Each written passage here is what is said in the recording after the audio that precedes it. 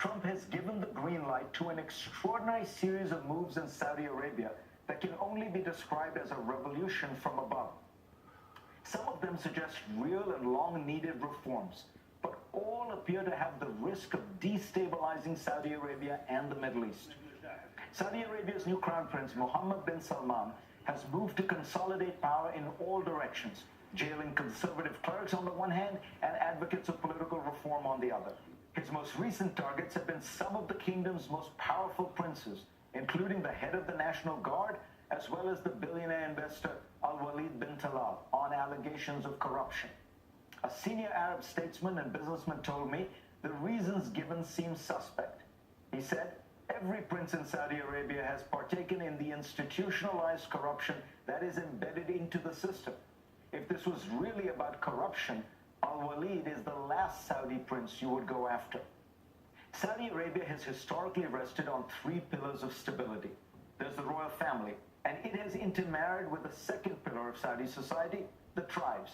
These two then ally with the final pillar, the country's ultra-orthodox religious establishment.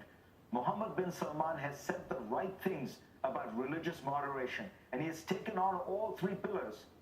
But in doing so, he is altering the very structure of the Saudi regime, from a patronage state based on consensus to a police state based on centralized control.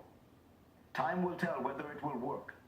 The greater puzzle and greater danger is that while taking on this bold and risky domestic agenda, the Crown Prince has also made a series of aggressive moves abroad. He has escalated Saudi intervention in Yemen with air, land, and sea blockades and bombing strikes. He has tried to quarantine Qatar. In Lebanon, he apparently forced the prime minister to resign, hoping to destabilize the Shiite-dominated government. All these are part of an effort to fight back against Iran's growing regional influence. But these are blunt tools for a complex challenge.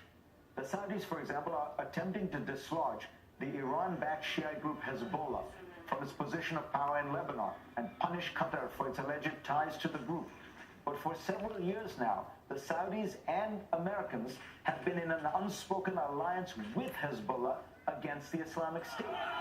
The Islamic State is being largely defeated by American-backed Kurdish forces and Iranian-backed Shiite militias, including Hezbollah. In any event, the Saudi strategy does not seem to be working. The war in Yemen has turned into a disaster, creating a failed state on Saudi Arabia's border, seething with anger against Riyadh. Qatar has not surrendered and doesn't seem likely to anytime soon. The Shiites in Lebanon did not take the bait, and so far they seem the responsible party, refusing to plunge the country into instability.